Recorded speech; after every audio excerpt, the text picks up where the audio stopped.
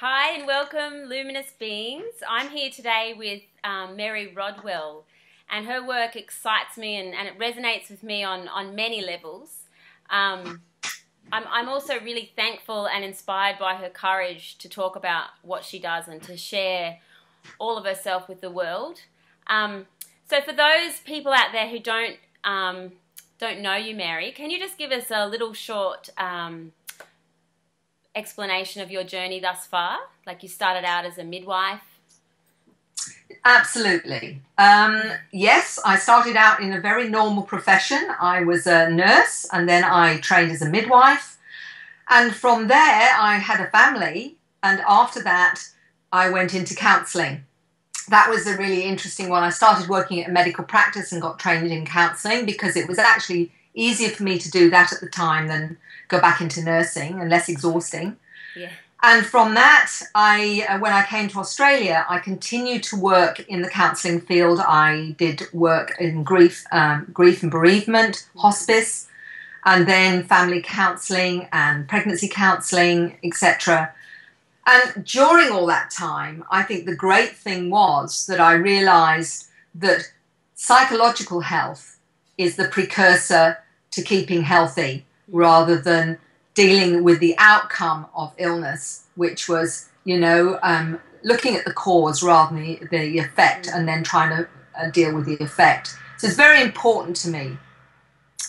But from that, what it did do, and particularly grief and bereavement, opened me up to people having a lot of unusual experiences, because when we're faced with losing someone close to us or they've died and we're dealing with their passing, often a lot of strange things can happen. They can start to maybe smell the fragrance of mum and wondering what it's doing around them, or things will get moved and they'll get these kind of paranormal kind of happenings, or sense mum's around, or sense dad's around, or whatever. So in a way, it prepared me a little bit for what we call the extraordinary human experience rather than the standard everyday human experience.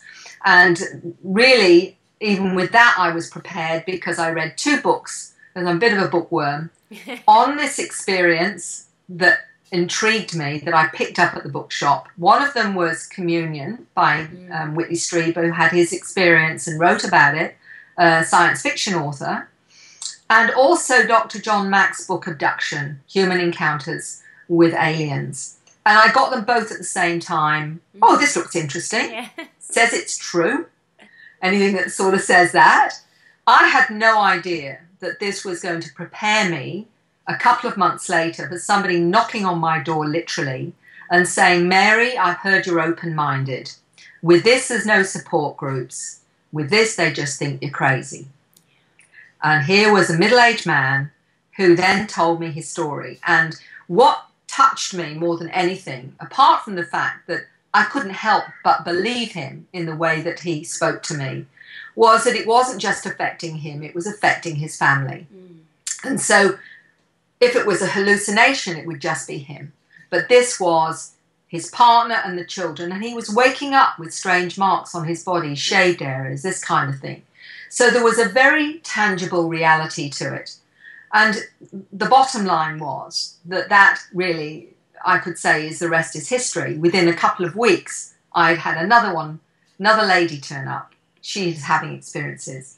And it was like, this started the ball rolling. And from really knowing what I thought was nothing other than these 2 books that I read out of fascination, here was I slowly finding more and more people. I thought this was a rarity. I thought if it is real, there must be only a few people in the world that have this experience. Now, 3,000 clients later, from all over the globe, I know that was just the beginning of being aware that we are certainly not alone. And we have been visited all through human history. And with that is the profound question is, so who are we? Why are they visiting? What's it all about? And what does it mean? All the profound questions that you ask once you finally accept that if you're going to go there and take this on board, well, okay, it means you have to literally start again. Yeah. Yeah. Yeah, definitely. And how this ties in with what I'm passionate about and why I started Luminous Youth is because there's something that attracted me before I even had children was this talk about indigo children and crystal children and even star children and also the rise in awareness and numbers of people with autism and Asperger's and like I've heard people refer to it as the letter people. And then when I came across one of your lectures called The New Human, that absolutely fascinated me. It absolutely struck a chord within me. So what I'd love for you to share is the traits of this new human that all across from metaphysical to the medical world with the autism and everything, yeah, to those of us searching. What is this new human, and what's the evidence behind this happening? Well, the new human is just one way of saying that we're evolving as a species, and that each generation seems to be a bit of an upgrade from the one previously. In terms of all the different metaphysical names that are given to what everyone is noticing is the children are different. I mean, you don't need to be someone who believes in UFOs to know that. I mean, they're called crystal children, indigo children, children of light, golden children. There's all sorts of beautiful names out there for all these different children. I use a generic term, star kids, because I believe we originated from the stars, that we have star visitor genetics. And so Star Kids, to me, is a good way of incorporating all those different programs, as I call them, because I do think there are different programs with these children. What you notice, and even I talk to grandparents, and they'll say to me, you know, I'll say in maybe a public lecture, have you noticed how your children or your grandchildren are different? And the hands that go up, 90% of hands will go up. And I'm saying, what is it you notice? And they will notice is a maturity beyond their years. They often come out with some really amazing, profound information. They will talk about being able to sense things. They may say that they see what used to be the word imaginary friends, but they would describe them as helping them, or they would even describe them as guides, as one 9-year-old does about her 2 guides. One is blue and one is green. Bald hair, that's the way she describes her guides. They will talk about the fact that they can communicate with animals, or they see energy fields around people, or they know or sense when somebody's angry by what they feel. And often they seem very connected to, if you like, almost feels like a telepathic connection to particularly their mother. They seem to get a sense of what the mother's thinking. And the mothers that have said to me, I'm sure little Johnny knew what I was saying there. And it's been very confronting for them. So they have these, what I call extraordinary human abilities or high sensibilities. But with that, many of them are also, because that's my work, is they will mention they're not from here, or my family's out there, or I come from the stars, is a very common way of describing that they don't feel quite at home here, that they're not comfortable here. And they'll say that, you're not my real mum, my mum's in the stars, or something like that. It's a very unusual way of describing how they feel. So this is the kind of things that they will talk about if they're allowed to. But if they're told that it's rubbish, don't want to hear it, it's not real, they will shut down. And you won't hear anymore. But many of them too will discuss past lives. They will describe and in quite detail other lifetimes, not just on planet Earth, but other planetary systems. I had a 10-year-old say to me that he came through a portal in the sun. Yes. At 10 years old. That was how he described his origins. These are not normal in terms of information or data that you get from children. Being a mum and being a grandma, I know what is a normal way a child will speak. This is not how these children speak. There is another level to their awareness that most parents clearly parents will recognise. Yes, yes. And I'd love for you to share the work of people like William Brown and the lady from the Northern Lights, the land of the Northern Lights. Is that what she called it? Yeah. Yes. Their scientific answers for this new human. It took me about 10 years to get verification of what I was being told by those that were having experiences about these new children, how accelerated they were, how aware they were. And I had no evidence for that for a long time, other than witness testimony about their children and what they'd experienced. I was very fortunate to meet and talk to a molecular biologist in the US, and I asked him if there was any evidence of these advanced humans, if you like. And this is how he describes it, and I'll just give you a little bit of a rundown. He said, the exponential increase in autistic, ADD and indigo children, they have new genetic neural architecture which allows them to perceive the world in a multidimensional fashion. He said, I believe research would show dormant genetic regions are being reintegrated into the biological system, occurring in all of us to produce expanded awareness. The brains work faster, they have more information in the beginning, learning is much faster than normal. I believe, he said, they know what is being taught, which is very common with what the parents say. The intrinsic understanding of the knowledge and information goes down to biomolecular level where sentient activity takes place in the atomic structure of the DNA. It's transgenerational information.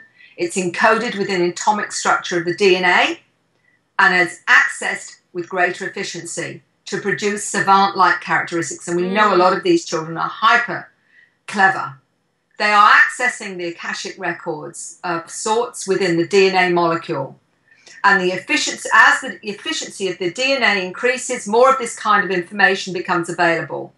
And the modification of the DNA is remodeling of the genome to make dormant regions accessible.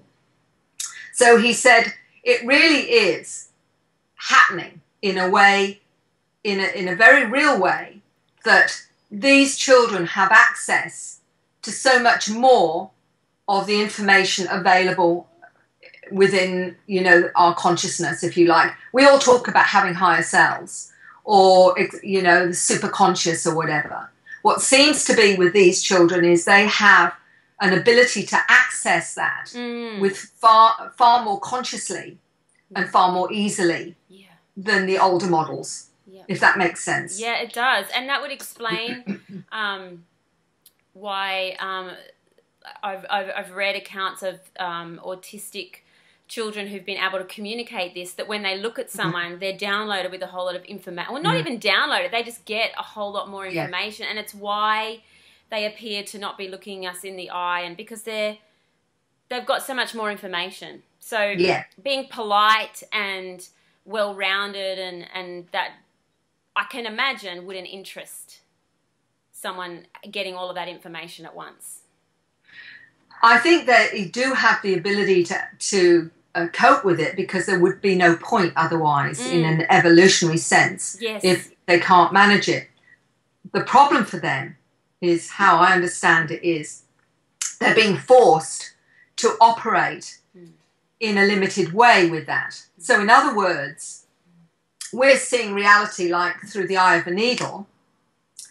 They're actually seeing the whole room, but they're being told to look at it through the eye of a needle.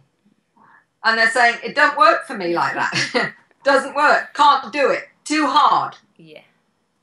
So that's in a very simple analogy to what I believe these children are operating from, or what they're dealing with.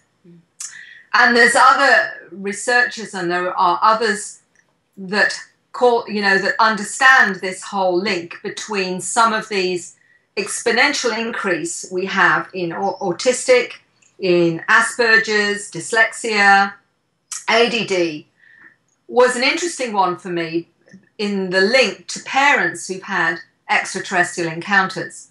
Because I thought, if parents are having these encounters and it's an upgrade, what are they doing having an ADD? Or what are they doing having a child that is apparently dysfunctional. Didn't make any sense. Trying to be logical, I try to work out what would be the reasoning behind that. And I'm not saying that all autistic children this is the case for, because I do think some are certainly damaged by other things. You know, one of them potentially, there's a lot of controversy, but one potentially with vaccines. So I'm not saying that, but I'm saying the ones that appear to be autistic for no apparent reason other than genetically. Yeah. So what would be, if we are being upgraded as as it suggests from the many people that are having experiences and being told this, what are they doing? You know, giving all these, you know, making these children this and this and this. Unless there was a very good reason. And it seemed almost obvious to me that if we are living in a limited third dimensional world and we're programming, and we've been programmed into it, let's face it, that it's not real if you sense something. It's only real if you can touch it or see it and whatever. We've been told this right from a child, you know. You know, you can't see energy, and you can't, of course you can't see, that's just imaginary, and that's, you know, don't kid yourself, you know, you're sensing that or whatever. I mean, that's the programming that we get. Get real is a good one. So, if you want society and humanity and consciousness to go into embracing a broader paradigm, then it's got to start at birth. And this is where I think if you then have children that struggle to be programmed in the old way, the old paradigm, then they're more likely then to be able to stay with their own awareness, their own understanding of their multidimensional reality. So it actually makes, because they've made it harder, to us they're dysfunctional because they can't operate through the little tiny, you know, eye socket. Yeah. So to us it's annoying because they're not settling down and doing as they should and being good little third dimensional beings. Yeah. They frustrate us. They get frustrated because that's not what I'm seeing. You're saying this, but I'm seeing this. So we get all of that dysfunction. But actually they're showing us more of our true reality. Yeah. Until we get that, we're going to see them as dysfunctional. And Dr. Brown is saying they're not dysfunctional. They are actually operating in a different way. And we found out that autistic children seem to be telepathic. And there's now research being done to show that somehow or other it's being shown as being a reality that they actually seem to have telepathic abilities. So if we're heading towards being more telepathic, perfect. The great thing with Asperger's I discovered was when I was speaking to somebody with Asperger's once, he said something that really hit a note for me, because I'm always looking for clues to understand. And this clue was this. Mary, he said, they say we don't socialize because we don't know how to socialize. He said, that's actually not true. We don't socialize, he said, with other humans in the way that they operate, because it's all masks and it's all false and it's all unreal and it isn't honest. He said, between ourselves, we have no problem. Yeah. He said, because we are direct, we're honest, we don't need the masks. So there's an honesty and there's an integrity to their communication that the rest of us don't have anymore, because we're told how to respond to one another. It has to be this way. You know, when they say, well, how are you? And you say, oh, good. You may be feeling terrible and already ready to jump off a bridge. But you'll say to the person, oh, I feel good. Because that's what you do. Yeah. You know, and that's what he was getting at. And Yes. I thought, well, isn't that interesting? Yes. Yes. So it's saying that they only operate with honesty. Yes. Yes. You know, so you've got these programs, but they're actually forcing us to operate with an integrity that we've lost or maybe never had in society. So a really good way to change the paradigm. Bring kids in that don't operate the old way. Yeah. Yeah. Yeah. And I find that that's what a lot of, like a lot of the treatments that are available that I've read into are about trying to squeeze them into the existing paradigm. It's not about creating a new paradigm for them to thrive in. And I loved what Kathy and David said about, Kathy spoke about the education system. And I loved what she said. I loved everything she said, actually. Have you got that there to share? Or do you know? Yeah, I mean, I can tell you in an overview what this young lady, I mean, the whole reason the mother got in touch with me, who's a teacher again, she lives in Northern Europe. So what I need to say to the listeners is I get emails from people all over the globe. Many of them don't speak English, and the mere fact they found about my information and bothered to listen to it shows that they must be desperate, at least on some level. But this wonderful lady contacted me because on The New Human, I endeavour to show some of what we call the star languages, or have them verbalised. This little girl, because her daughter, she said, speaks 3 star languages. And when the daughter saw this, she said, that lady will know what I'm talking about. And so she contacted me. And she said, my daughter speaks 3 of these languages. And she tells me one of them, when she speaks, it heals water. And she said, we've even tested it where she's spoken a language at this water and it's tasted differently to the other water. Now, that sounds extremely weird to most people, unless you're familiar with Masaru Emoto, the Japanese scientist who talks about water and has found that water can be programmed, and that you can purify water by certain types of music, certain types of prayers, certain types of intent. So in other words, it's a frequency. Language is a frequency. It's the same thing. It's no different. But having said all of that, the daughter also told her mother about she's here to help her family wake up, and that they're here to teach. And even her little brother is there to teach as well. And she was talking about what happens. She said, when you go to school, she said, there is at least 50% of star seeds on this planet. Remember, this is a 9-year-old telling me this. 50% of the planet are star seeds. But, she said, many of them, after they've gone to school, are programmed out of their light, out of their knowing. So even if they have that awareness, by the time they've gone through the school system, they have lost much of it. And this is something we've been talking about.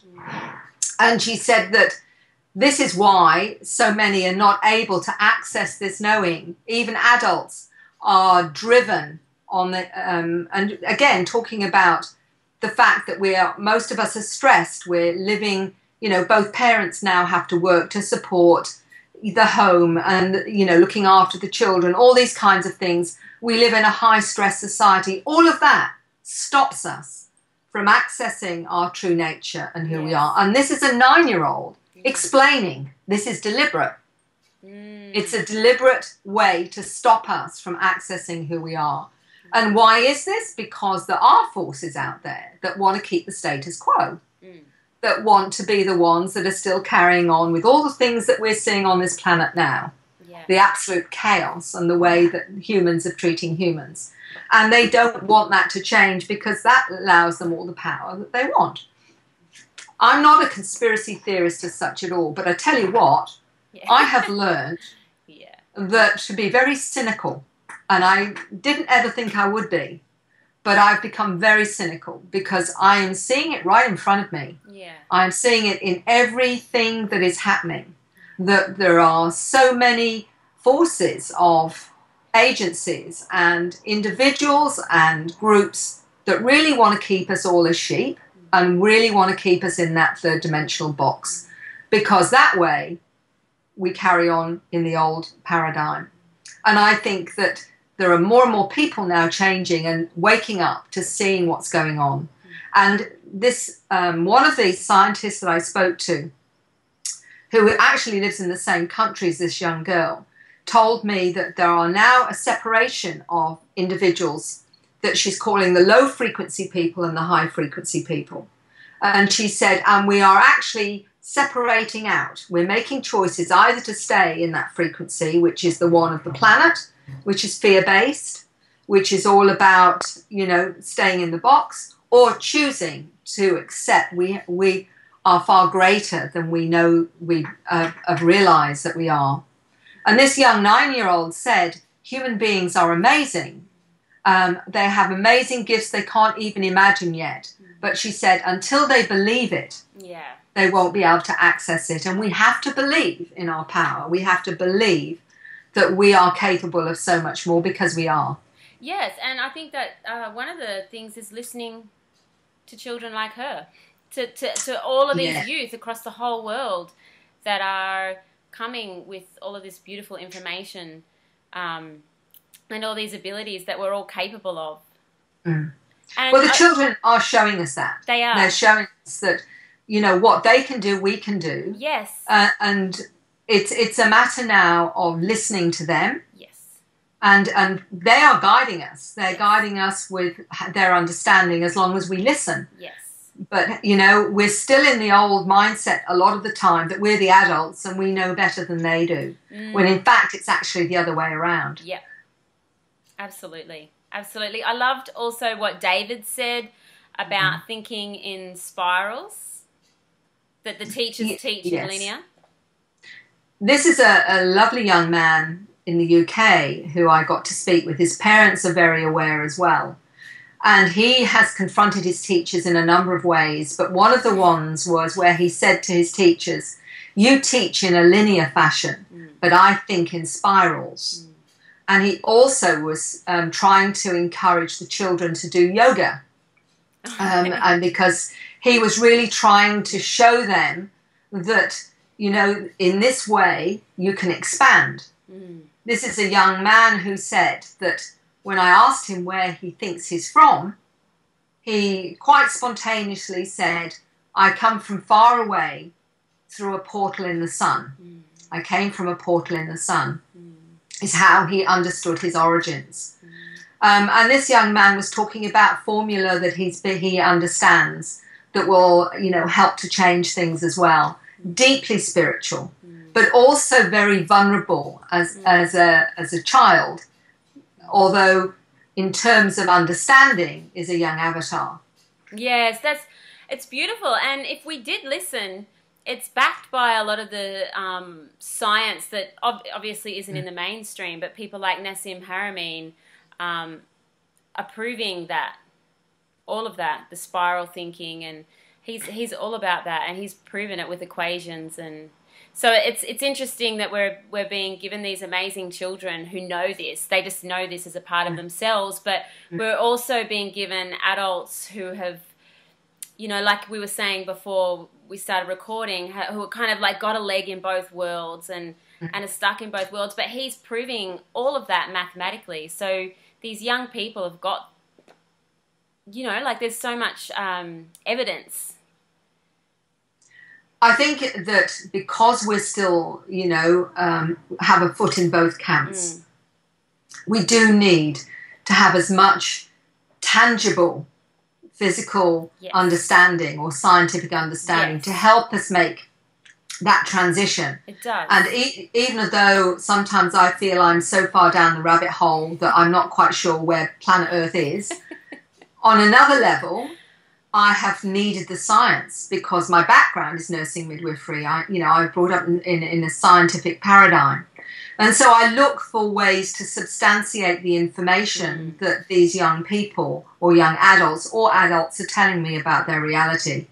And although the language may be different, often they're saying the same things. Yes. And, you know, I mentioned Dr. Rudy Shield, who is an astrophysicist at Harvard University, who very kindly, I spent several days with him and some other groups in the US a few years ago, totally comfortable with understanding that we live in a quantum universe, that all the things that we thought were extraordinary, such as telepathy, you know, levitation, mind-to-mind, all the clairvoyance, crop circles, all these things that we see as miracles are explainable through the quantum hologram. Yeah.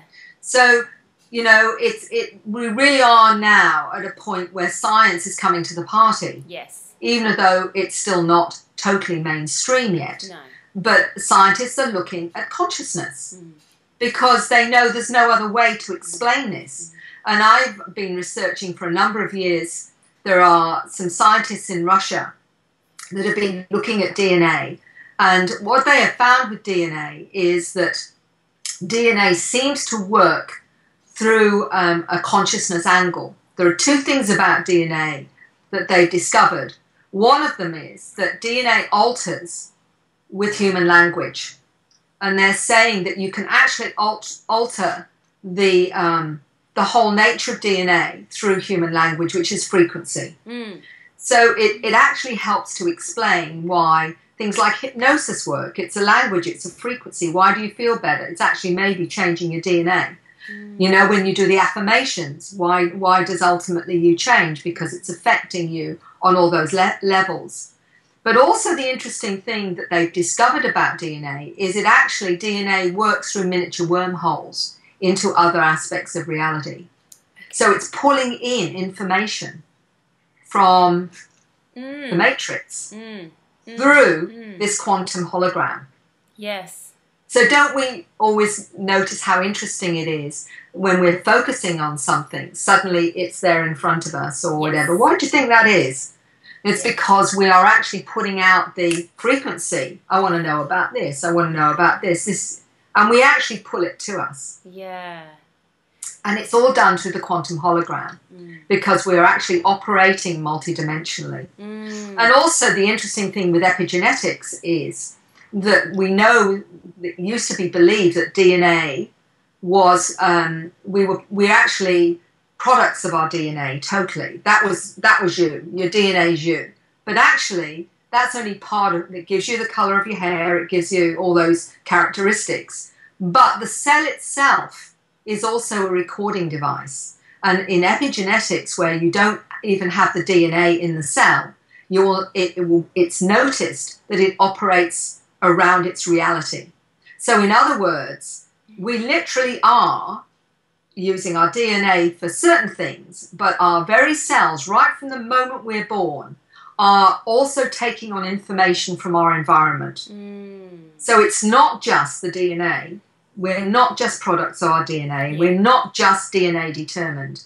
Our reality, our experience is being recorded by our cells, and we operate from that programmed reality. Right from the moment we are conceived, we are being programmed by our environment, by our parents, by our teachers, by our experience. And in fact, all of that is unconscious until we're about 7 years old. And then our conscious mind comes in and starts to edit a little bit more of our reality and says, well, that doesn't fit for me, that does fit for me. So we start to edit out. But up to 7, we literally take on board everything that's said to us. If somebody's saying to their child at 2 or 3, you're stupid, that child is going to believe they're stupid because they haven't got yet the conscious mind to contradict it. So be very careful about what you say to your kids because up to 7, everything you say, they're going to believe. Because they don't know any different, and they're operating still from their subconscious self, which takes on all the information that they're told.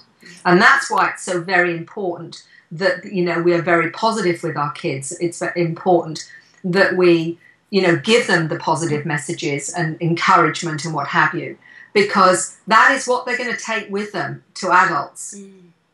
Because they won't know any different. It's only when they're older they will query, but they'll still operate from that old program if they haven't sorted it out and recognized it. Yeah, that's really interesting. And with these children, they often come through with like a very clear knowing, regardless of this programming.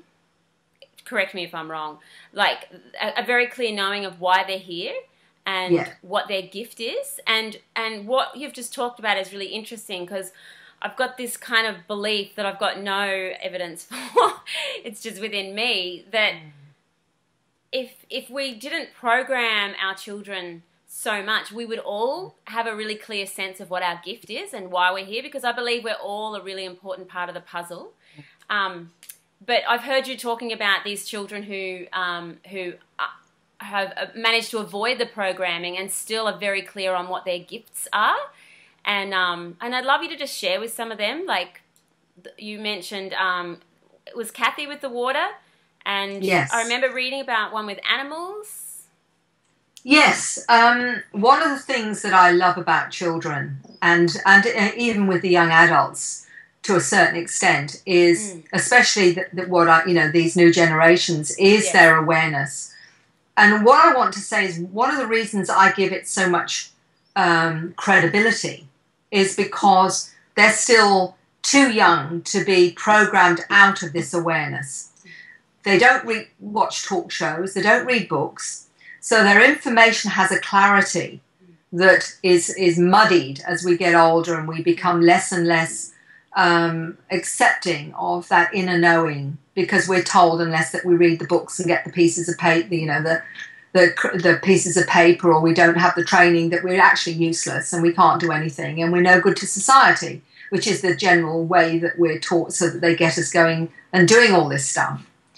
With the children, though, there are certain things that they have, which is that innate knowing, that innate connection to the matrix. So that, that they understand more about their non-physical world. They understand more about the nature of the quantum hologram, how they can manifest, for example, certain things. How they can influence, for example. One of the things that Tracy Taylor says is that they have superior mental and analytical capabilities, direct connection to higher awareness, extreme sensitivity to thought and emotion, enhanced DNA, photographic memories, fast motor neuron responses. They can manipulate time and space, and they have this telepathic non-verbal kind of communication. And they are capable of downloading complex information as well. Yes. So there's a whole range of things that give them these abilities. And if people say, well, where is the evidence of this? There are children all around the world now showing they have these kinds of abilities. I mentioned 2 or 3 different countries. The first time it got highlighted in a book was called China's Super Psychics by Paul Dong. And in it, he mentions the children that can literally change DNA in a petri dish, that can levitate objects, that can move objects, and remote influence, for example. And the Chinese are very cluey in that sense. They are very open, and they are certainly finding out that, and researching this. The Russians are also another group that are very open to exploring all of this. I have read, and I've actually seen video of a young girl from Mexico who they blindfolded her, and she basically can see from any part of her body. So they would give her a picture and she would describe what's on it.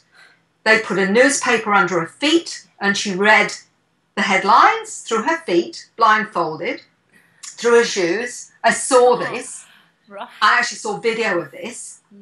There are other, I've seen other evidence of this now. There's a young lady that is that's been written about that says she's got X-ray eyes, that she can see through people's physical body to see illness and what have you. Okay. Only recently, another lady wrote to me and told me her son could do this.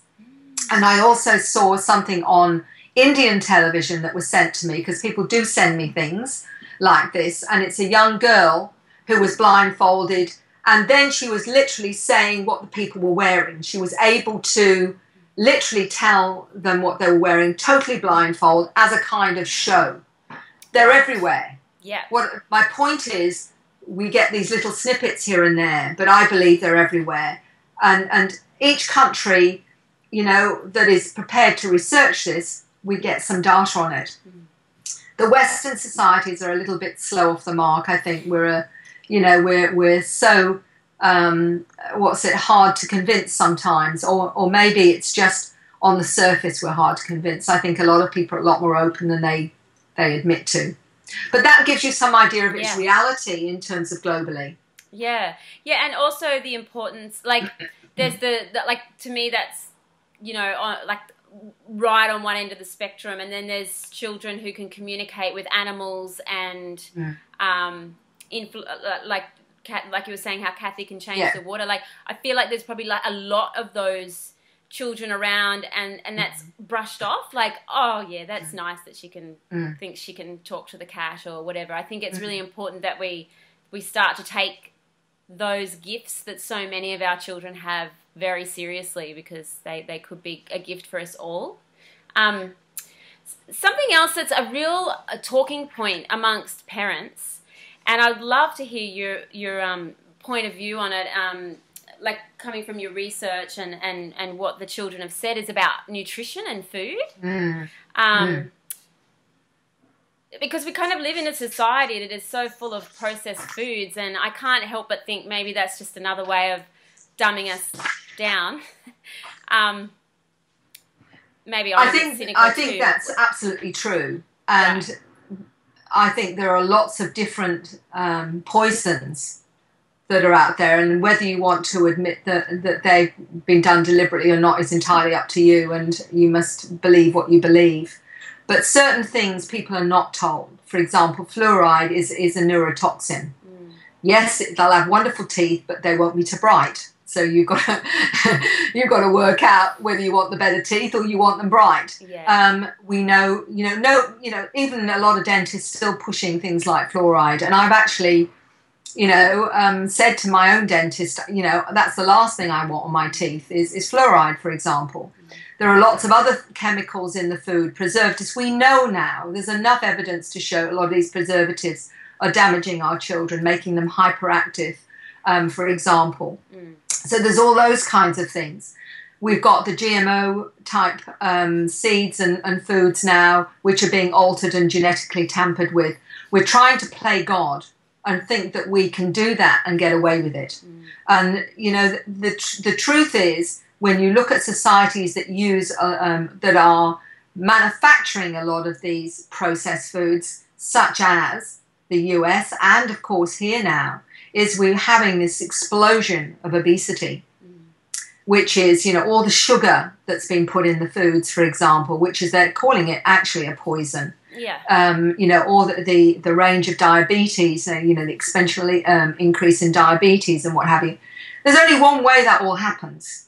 You don't get this when there's a war on, in the Second World War, where they had to eat simple foods and all the rest. It's all the fancy foods, all the processed foods, and most dietitians will agree that that's the way it is. We've got away from natural, healthy, organic, all the fertilizers, all these kinds of things. You can't keep spraying insecticides and putting stuff willy-nilly into food to give it a better color or to give it this, that, and the other, or preservatives, and not expect it to have an effect on our body, our health, and our DNA. It's illogical. It is illogical. So, we've got to start again. We've got to start looking at food and how we, and a lot of it at the time it's convenience. And, this again is all about time and what have you. So it's about, yes, having a few of those goodies now and again, but in balance with, the sensible stuff as well. So that I'm a great lover of that, the happy medium, Everything is balanced. So a little bit of what you fancy does you good, but also be aware that you need to put some good stuff in there as well, particularly with the children that are hypersensitive now. Yes. These new kids particularly react very badly to some of those things in these processed foods. Yeah. And there is no, you know what I mean? Yeah, I do. And I found a really interesting correlation between the health of our gut and studies they've done with things like autism and behavioural issues. And, sugar and things like that are really what throw out our gut bacteria. And that just changes our behaviour. So these sensitive children, they can't handle it. It's just... No. They can't. They need, and it's kind of going back to that truth thing. Like, true food is what nourishes us and agrees with us and agrees with them, and giving them this food that's made up of lies, really, it's not agreeing with them. Yeah. Yeah. Well, the dietitians, it's what we eat. It's all about what we eat, and it's so logical, isn't it? Yeah, it is. Yeah. So. Yeah. The other thing I wanted to talk to you about, and for you to share, is about the beautiful art that some of these amazing children like Tracy Taylor are gifting us with, as well as the beautiful writing and language that they're gifting us with. I think that they're absolutely breathtaking, and I'm so thankful for them to be bringing that through for us.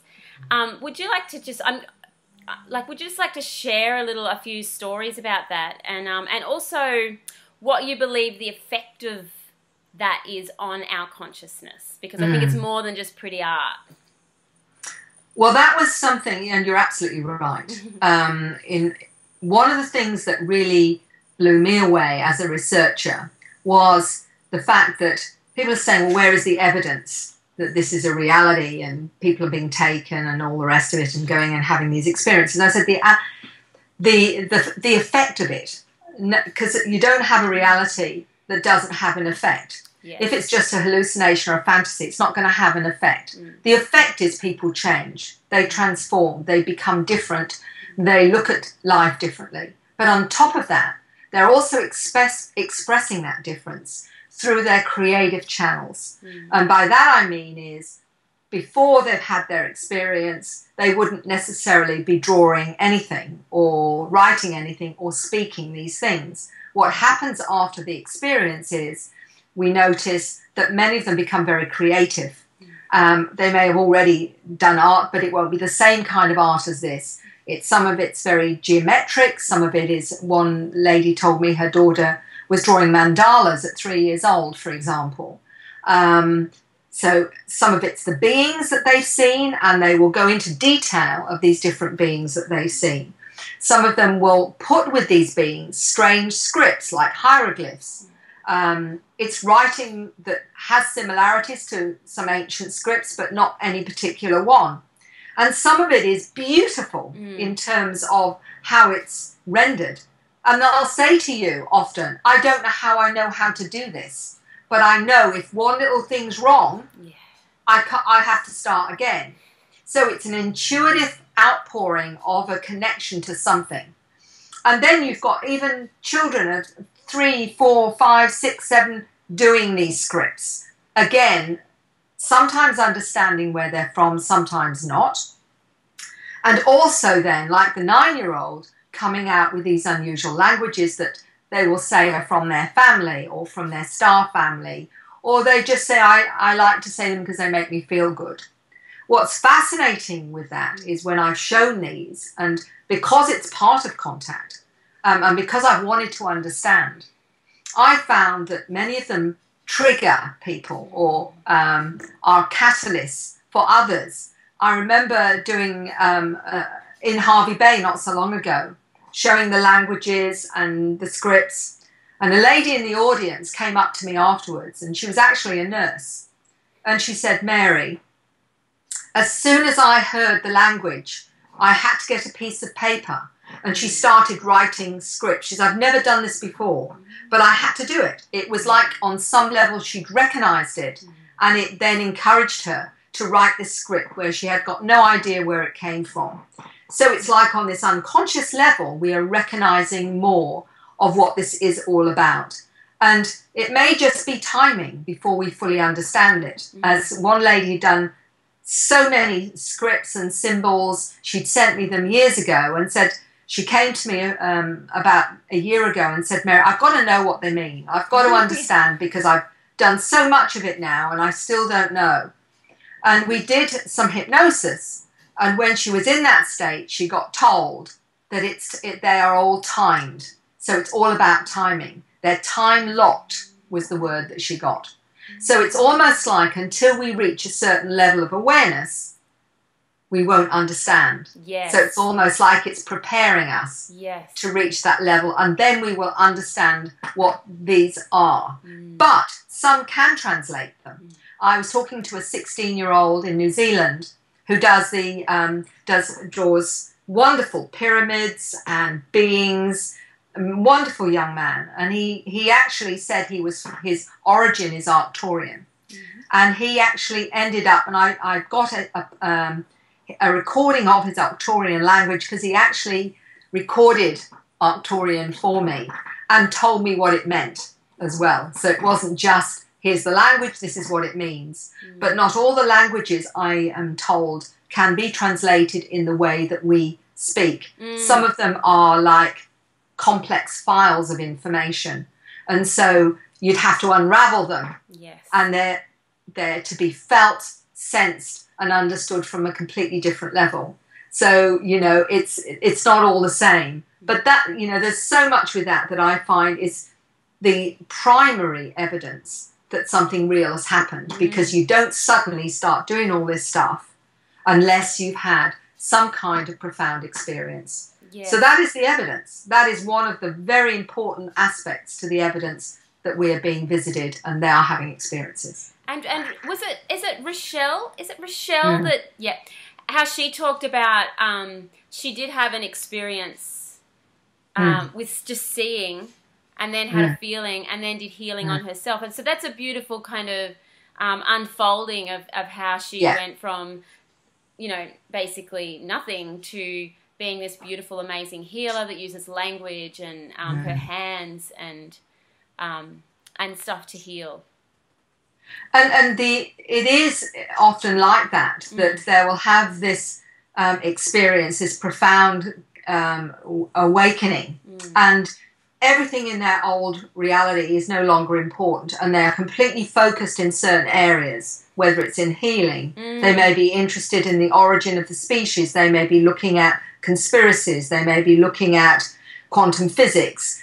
They seem to be redirected into that, what I call their mission or their mandate. Yeah. You know, which is really interesting. Very interesting. And a lot of the kids say that they've been taken aboard ships to do classes. So have they described them as what kind of things do they learn? Well, the secret school, as Whitley Strieber actually called it many years ago, and his book, a lot of people laughed at what he said about going and being shown the nature of time and space and the non-linear nature of time, where he was shown many lifetimes all operating at the same time. A lot of the time he got ridiculed for that. I bet. I mean, now I don't think so. No. What's fascinating for me is the stories of people, adults as well as children, that have told me about going to space school. One gentleman said that when he was 3 or 4, he remembers being taught about physics on board craft at 3 or 4. This young 8-year-old that I mentioned, who told me he goes up on the craft with 2 of his school friends, he remembers this quite consciously. Remember, this is, the children are not being hypnotized, they are just telling you their conscious memory. And he said, you know, they go up regularly. He would learn how to use his brain waves, as he called it, to manipulate things in the air with his school friends and sometimes other children that didn't look quite human. He said, and I said, how did they look different? And he said, well, their eyes were different, and he didn't feel they were human. But he would go and learn things up on the craft, and, you know, with a couple of his school friends. And I actually asked him if he'd ever asked his friends whether they remembered doing that. And he got quite cross with his mum, who was sitting there. And she said, I wanted to, but Mum wouldn't let me. And she explained apologetically that her concern was that if he started talking about this in school, that he might have end up with problems, or, you know what I mean? Because again, you know, so she was trying to protect him, but he was actually very annoyed that his mum wouldn't allow him to find out what his friends remembered, because it was something he remembered. Must be and this is the dilemma, you know, because they, you know, they're seeing this, but they are not always able to get the validation they need, you know, in this reality, because of society's lack of understanding and perceptions. Yeah. Yeah, and this is why I wanted to have this chat, and why I appreciate your work so much, is because the more we talk about it, the more normal it will become, and the more we can embrace it and learn from it and move on and live a new way of living. The last question is a question that I finish off with all my interviews, and that is, what would be, through all of this work you've done with all of these people and especially children, is what do you see the education becoming? What would be the ideal sort of form of educating these youth? Well, I think what we should be doing is asking the kids what they need. Yes. One of the things that I took as a marvellous compliment from Kathy, as I call her, the 9-year-old, was she'd said to her mother, "Mary has big ears." And her mother laughed and said to me, what she means is, Mary listens and most adults don't. And I took that as a huge compliment because they know what they need. All we need to do is provide a safe, loving, non-judgmental, open environment for them to expand into what they know they can be. Yeah. So it isn't about us and what we need to do. Yeah. It's what they will tell us what we need to do. Yes. Listen to the kids. Yep. That's so true. So true. Thank you so much, Mary. I appreciate it from the bottom of my heart, all of the work you do, and for taking all of this time to share with me and everyone who watches this. Your work is utterly appreciated. Oh, thank you so much. It's been a pleasure. Thanks, Take Mary. care. You too. Bye.